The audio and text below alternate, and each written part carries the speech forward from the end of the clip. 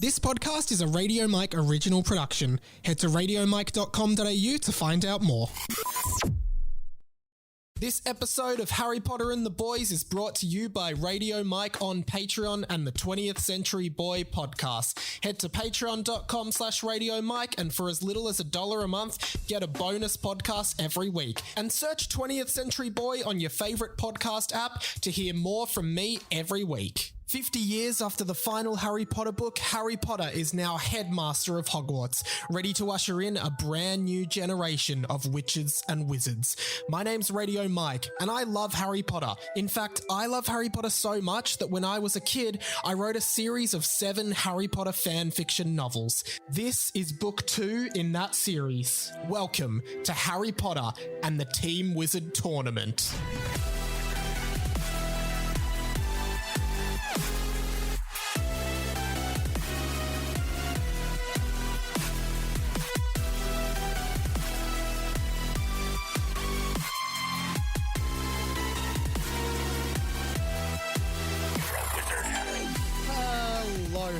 Everyone, welcome to an Owl Post edition of Harry Potter and the Boys. This is, of course, Radio Mike, the person who hosts this podcast. I mean, who else would it be? Guys, apologies, no episode this week. I have been really sick, and so I've just been I've been feeling extremely flat and extremely not keen to record anything at the moment. It still kind of hurts to talk a bit. I did an episode of 20th Century Boy in my other podcast, but yeah, here we are. This is me doing an Hour Post where we read out all of your messages that have come in. This one from official correspondent Amy. Thank you, Amy, for getting in touch with the show as always. Hello, Hamora, Mike. What a great couple of episodes we've had the last few weeks. I was a bit behind, but I've caught up now. On one of the episodes, you mentioned Dumbledore giving notes to random students in Half-Blood Prince to pass on to Harry. I did. I did mention that. The reason he doesn't directly give them to Harry is because people aren't supposed to know that they're meeting up to discuss Voldemort. Yeah, that's fair enough, because there's a lot going on with the Ministry and everything. There was another episode where you were talking about all the random background teachers at Hogwarts. The astronomy teacher's name is Professor Sinistra. That is true. I remember that. But I don't think she doesn't really feature at all in the book. Oh, she's mentioned, but she never really has a proper moment. And the Muggle studies teacher is Charity Burbage. She gets killed in the first chapter of Deathly Hallows. That's right. Quite a harrowing scene in the film adaptation as well. Thank you for clearing up, Amy. Charlie's episode was great. Yeah, heaps of really positive feedback on Charlie's episode. Charlie Clausen, of course, from the Tofop universe. He did a great read and it was awesome having him on. So that was awesome. Thank you for the feedback. It's funny how when you have guests on the show that are around your own age, they make fart jokes or take the book's jokes further. But when you have older people, millennials, haha, such as Charlie and Dilrook, they go into an analysis of Year 7 Mike's state of mind when you were writing the books.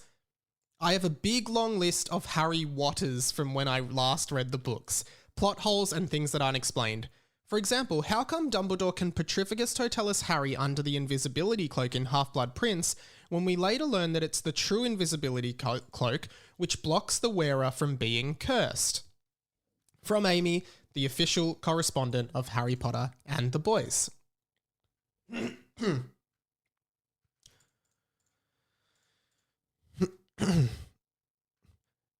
I actually saw something recently about this, which is where people were saying, I can't remember specifically what it was. It was actually this morning. People were saying, I thought if the cloak is one of the Hallows, it should be essentially like an invincible magical item. But I think that's in the lore of the story. It was like, well, no, the Peveril brothers who created the Hallows were just 3 really talented wizards, but that doesn't mean they were totally uncursable or unbreachable like what the story or the lore or the folklore has come down to say over the years. So I think it's fair because also That's right. The point that someone made was, why can Mad Eye Moody can see through the cloak with his eye, and I think people were like, oh, but why can he do that? If he's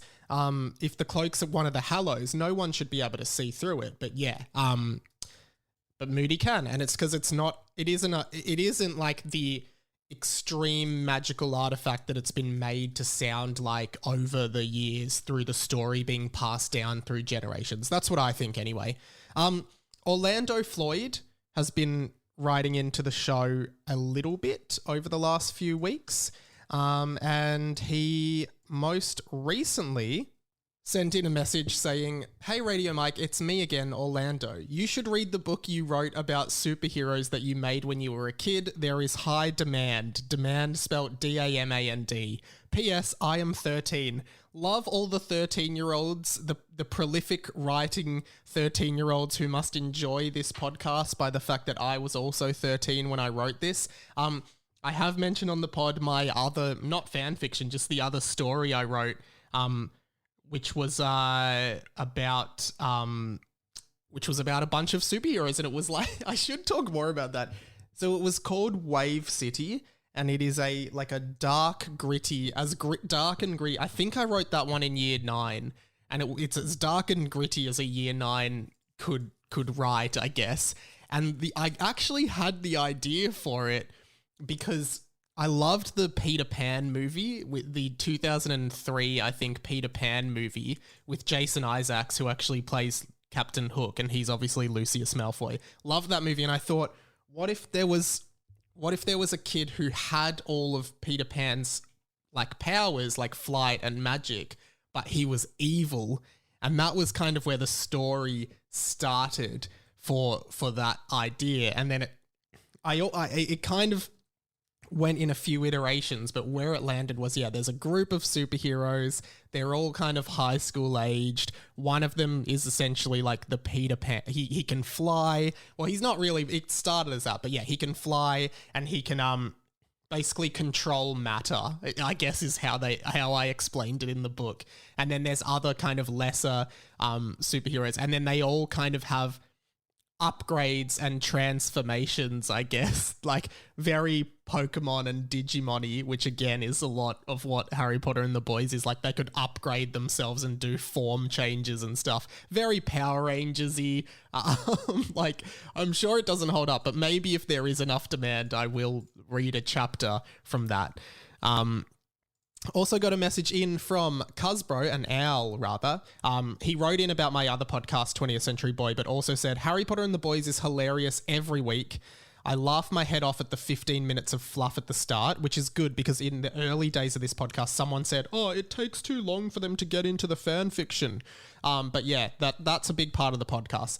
The talk between the book that you have with Sammy or whoever is reading it, it wouldn't be the same without that in it. This week with Charlie was so funny. His take on Harry Potter and the fanfic was hilarious. Literally a laugh a minute, if not more. All the best with your endeavors. Cuzbro. I think his real name is Adam, but his surname can't be Cuzbro, but his email is Adam Cuzbro, but I don't think his surname is actually Cuzbro.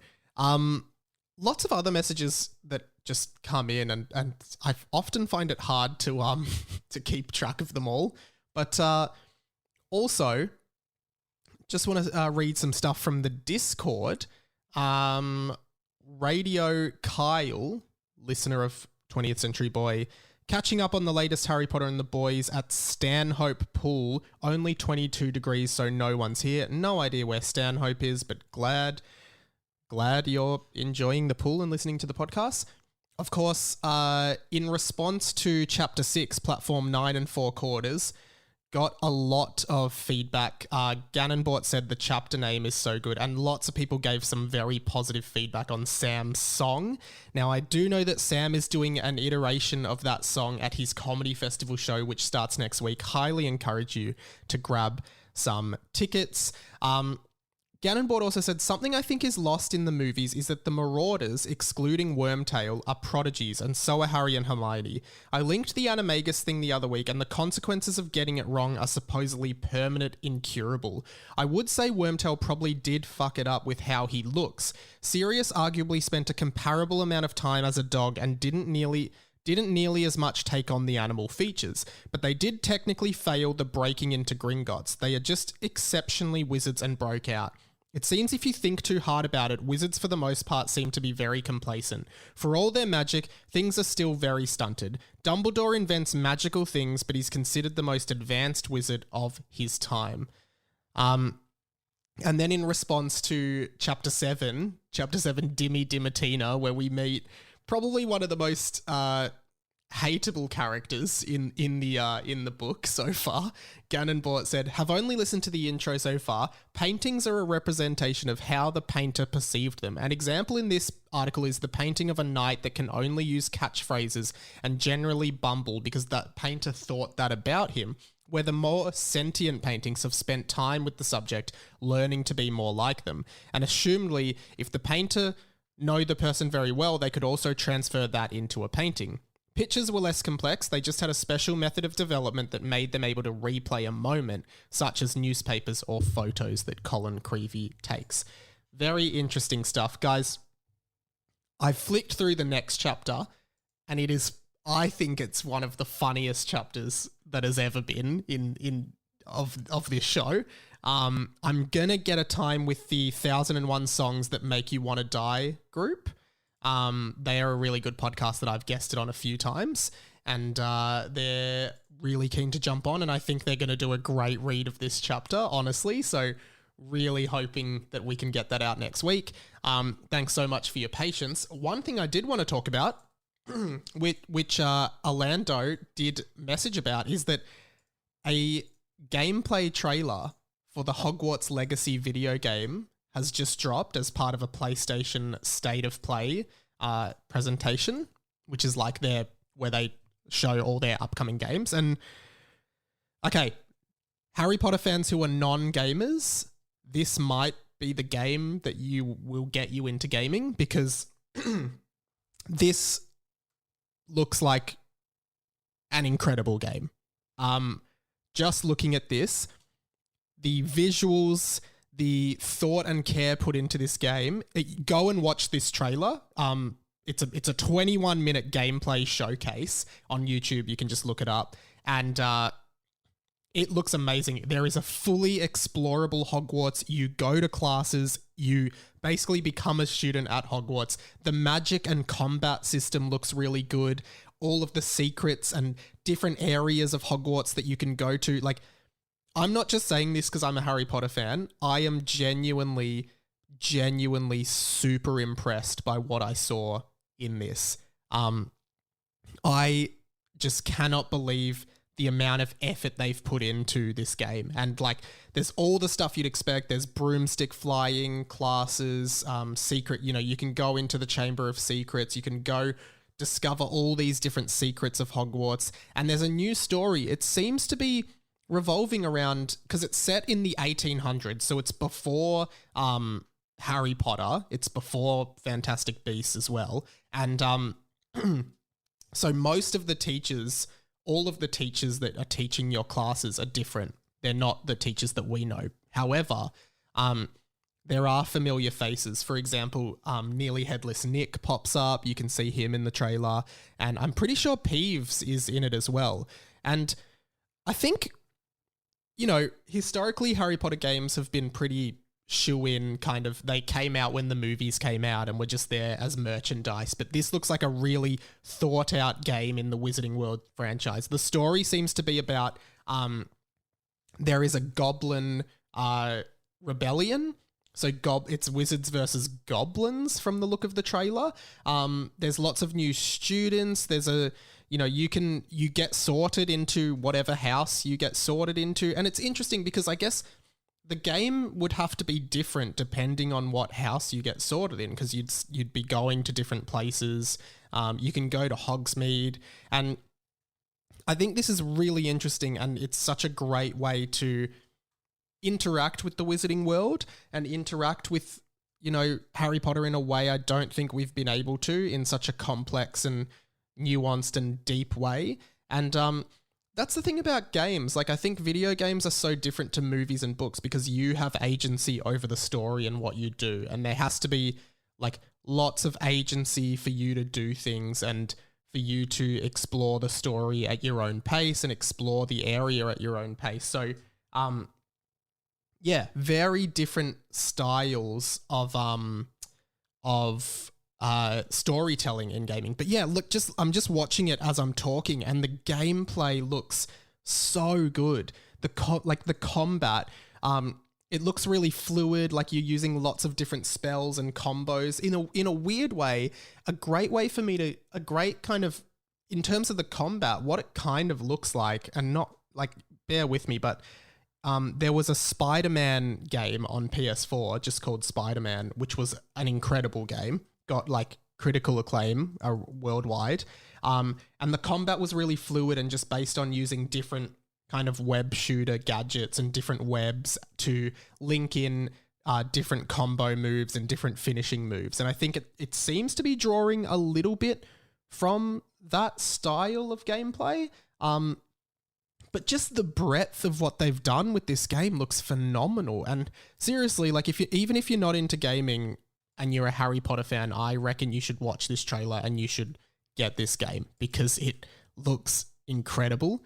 It looks like it's an open world. There looks like there's so much to do. You know, in one of the combat combos is like using a bunch of spells and then you pull out a mandrake to deafen them and then use more spells on them. Like, it just feels like the amount of stuff you can do is so broad, which is probably why this game has been in development for so long. So I'm actually probably going to do a YouTube video about this game as well, just talking a bit about it and what I think. But yeah, generally speaking, I am so excited about Hogwarts Legacy. And I think it comes out, let me just do a quick Google because they might have revealed a release date for it. Where are we at? No, there's no release date. It's still slated as holiday 2022, which generally refers to, well, it could refer to winter or summer 2022. So I'm not really sure. I would say end of the year seems to make the most sense. But yeah, so exciting. And I highly encourage you to watch it. That's the biggest Harry Potter news for this week. So let's leave it there. Hopefully a new episode next week. Appreciate your patience, guys. Have been feeling really sick, so it's good to be back behind the mic. And yeah, I'll speak to you guys soon. Goodbye, Hamoras.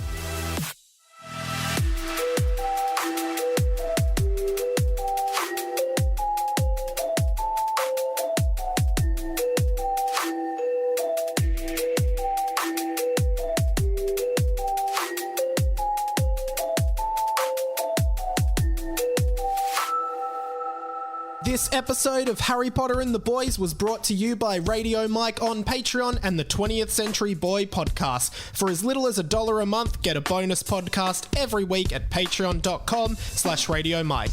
And search 20th Century Boy on your favorite podcast app to hear more from me every single week. See you there. This podcast was a Radio Mike original production. Head to radiomike.com.au to check out all our other content, stay up to date at radio.mike on Instagram, and get in touch, radiomikepod@gmail.com.